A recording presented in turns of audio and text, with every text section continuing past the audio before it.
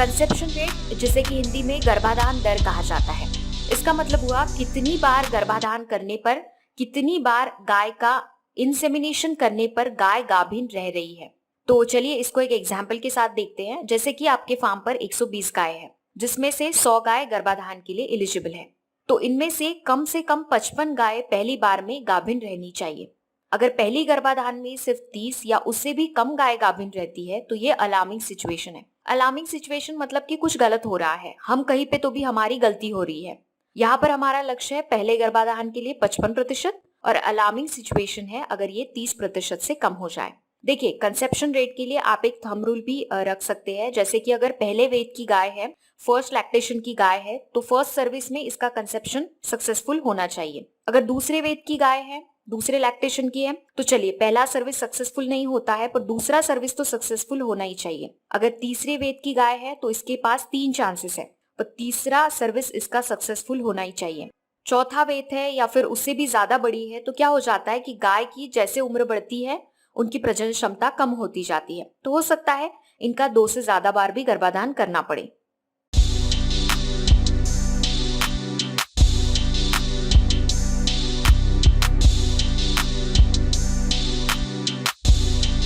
हमारा ये parameter heifers के लिए है।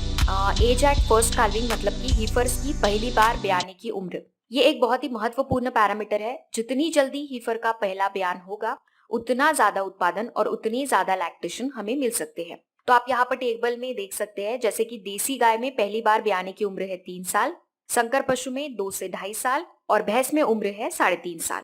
हीफर का पहला बयान इससे जल्दी भी नहीं होना चाहिए क्योंकि फिर कमजोर बछड़े का जन्म हो सकता है। इस हीफर का दूध उत्पादन कम होगा और प्रसव के समय कठिनाइयां भी आ सकती हैं। तो यहाँ पर हमारा लक्ष्य क्या है? 85%। तो 85% का मतलब क्या हुआ कि आप इस टेबल में देखिए।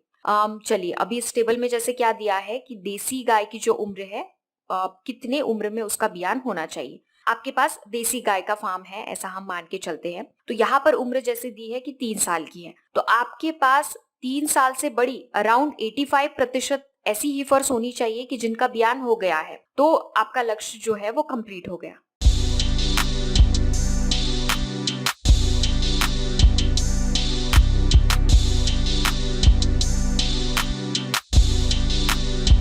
अगले पैरामीटर का नाम है रेट ऑफ एबॉर्शन। इसका मतलब होता है कि डेयरी फार्म पर गर्भपात कितना हो रहा है। गर्भपात होने के पीछे बहुत सारे कारण हैं। अगर आपको इसकी डिटेल जानकारी चाहिए तो हमें कमेंट बॉक्स में बताएं, हम इस विषय पर जरूर वीडियो बनाएंगे। फार्म पर गर्भपात दर गाय में 5% से ज्यादा और हीफर्स में 3% से ज्यादा नहीं होना चाहिए। अगर गर्भपात दर गाय में 10% से ज्यादा और हीफर्स में 9% से ज्यादा हो जाए तो ये प्रॉब्लमेटिक सिचुएशन है। गर्भपात मतलब कि जो आपको आंखों से दिखाई दे रहा है वही नहीं है। बहुत बार ऐसा भी होता है कि पहले इस गाय को जब चेक किया तो गाभिन थी और अगले महीने में वापस एक बार चेक किया तो नॉन प्रेग्नेंट दिखाई दी, मतलब कि पशु गाभिन था पर एम्ब्रियोनिक डेथ हो गई है। तो ऐसी ही केसेस फिर आगे चलकर रिपीट ब्रीडिंग का कारण बनती है। तो ऐसी केसेस अगर आपको दिखाई दे रही है, मतलब कि 10% से ज्यादा या फिर 5% से ज्यादा, तो आप जल्द से जल्द अपने पशु डॉक्टर से सलाह लीजिए।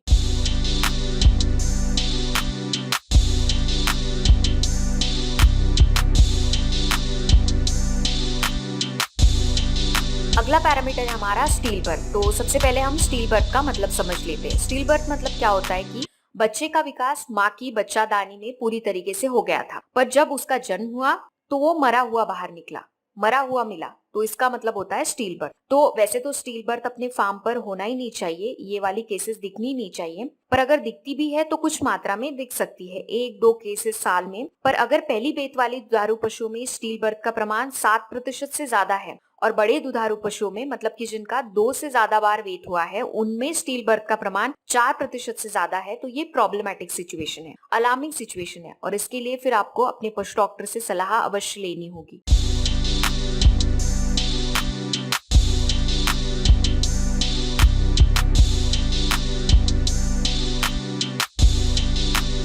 अभी आगे हम जो पैरामीटर्स देखने वाले हैं ये इनडायरेक्टली रिप्रोडक्शन से संबंधित है, मतलब कि इनडायरेक्टली इनका संबंध प्रजनन से संबंधित मतलब आता है। जैसे कि सबसे पहले हम देखेंगे डिस्ट्रोकिया। डिस्ट्रोकिया मतलब कि कठिन प्रसव। अगर 20% से ज्यादा गायों में डिस्ट्रोकिया की प्रॉब्लम देखी जा रही है, मतलब कि कठिन प्रसव की प्रॉब्लम दिखाई दे रही है, तो ये सिचुएशन अलार्मिंग हो सकती है। अगर आपके फार्म पर 10% से ज्यादा गायों और भैंसों में मिल्क फीवर रोग दिखाई दे रहा है तो ये अलार्मिंग सिचुएशन है। मिल्क फीवर एक मेटाबॉलिक रोग है। ये कैल्शियम की कमी के कारण होता है। ब्यान होने के 12 घंटे से लेकर 2 दिनों में ये रोग दिखाई देता है।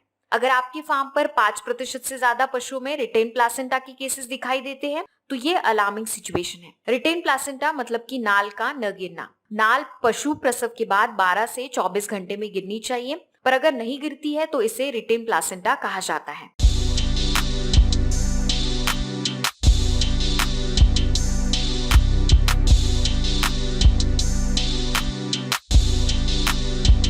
चलिए पशुपालक भाइयों, अभी हम सीखेंगे कि इन पैरामीटर्स को हमें यूज कैसे करना है। तो इसमें सबसे पहली स्टेप है कि किसी भी एक पैरामीटर को पिक करिए, मतलब कि आप डिसाइड करिए कि आपको कौन से पैरामीटर को मेजर करना है, कौन से पैरामीटर को नियंत्रित करना है। तो जैसे कि हमने डिसाइड कर लिया, अभी तक हमने जितनी भी पैरामीटर्स सीखे हैं उनसे किसी भी एक पैरामीटर को आप पिक कीजिए। वैसे तो आपको सभी पैरामीटर्स को देखना है, पर एक किसी भी पैरामीटर को हमने पिक कर लिया समझो। और हमने इन सभी पैरामीटर्स के फॉर्मूलेज देखे हैं, मतलब कि हमने देखा है कि इन पैरामीटर्स को कैलकुलेट कैसे किया जाता है। तो फिर दूसरी स्टेप पे हमें उस तरीके से इस पैरामीटर को कैलकुलेट करना है। तो फिर हमें क्या होगा कि इस पैरामीटर की वैल्यू मिल जाएगी, हमें समझ में आ जाएगा कि हमारे फार्म पे ये पैरामीटर की वैल्यू क्या है। तीसरी स्टेप में अभी हमें क्या करना है कि इस पैरामीटर को पिछले साल के इसी पैरामीटर की वैल्यू से मैच करना है। मतलब क्या करेंगे हम, जैसे कि अगर हमने पैरामीटर की वैल्यू जो है वो कैलकुलेट कर ली, तो हमारी जो वैल्यू आई है अभी ये आई है 2021 की, तो हमें इसी वैल्यू को 2020 में इस पैरामीटर की वैल्यू क्या थी ये देखना है। तो अगर आपकी वैल्यू अगर अच्छी आई है इस साल, तो मतलब आपको सोचना है कि मैंने कौन सी नई चीजें शुरू की है जिसकी वजह से मुझे ये इम्प्रूवमेंट दिखाई दे रहा है। और अगर ये वैल्यू कम आ रही है तो आपको फिर इस चीज पे गौर करना है कि मेरी मैनेजमेंट प्रैक्टिसेस में मेरी कहाँ पे गलती हो रही है, तो ये चीज मेरी कम आ रही है। मतलब क्या होगा कि अगर गलत हो रहा है तो वो आप जल्दी से पिक कर लोगे कि मेरी चीज यहाँ पे गलत हो रही है, इसे मुझे जल्द से जल्द चेंज करना होगा। चौथी स्टेप में आपको क्या करना है कि अपने आसपास के पशुपालक मित्र जिनके फार्म पे पशुओं की संख्या लगभग आपके फार्म जितनी है और आप ही की तरह या आपसे बेहतर फार्मिंग कर रहे हैं, उनके साथ भी इस पैरामीटर को कंपेयर करनी। थर्ड स्टेप में हमने क्या किया, हमने अपने ही पैरामीटर को अपने ही फार्म के पिछले साल के वैल्यू से मैच किया। मतलब हमने अपने आप का खुद के साथ कंपैरिजन किया कि हम अच्छा कर रहे हैं या बुरा कर रहे हैं पिछले साल के कंपैरिजन में। अभी चौथे स्टेप में हम क्या कर रहे हैं कि हमारी वैल्यू को हम अपने साथी पशुपालक मित्र के साथ कंपेयर कर रहे हैं। मतलब हमें समझ में आएगा कि हम अच्छी तरीके से काम कर रहे हैं या फिर हमें और भी कुछ इंप्रूवमेंट करने के चांसेस हैं।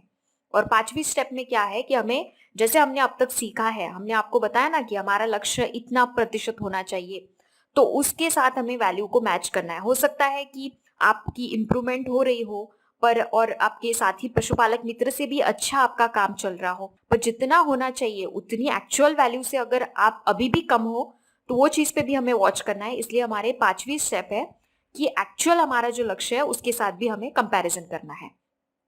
हम आशा करते हैं आप सभी को ये विषय समझ में आया है। अगर आपको इस विषय से संबंधित या पशुपालन से संबंधित कुछ भी सवाल है तो हमें कमेंट बॉक्स में जरूर पूछें। ये चैनल वेटरनरी डॉक्टर्स द्वारा चलाया जाता है। हम हर हफ्ते सोमवार रात 8 बजे आते हैं पशुपालन से संबंधित एक नए विषय के साथ। इसीलिए चैनल को सब्सक्राइब करना ना भूलें। आप और आपके पशु स्वस्थ रहें। आपका दिन शुभ हो।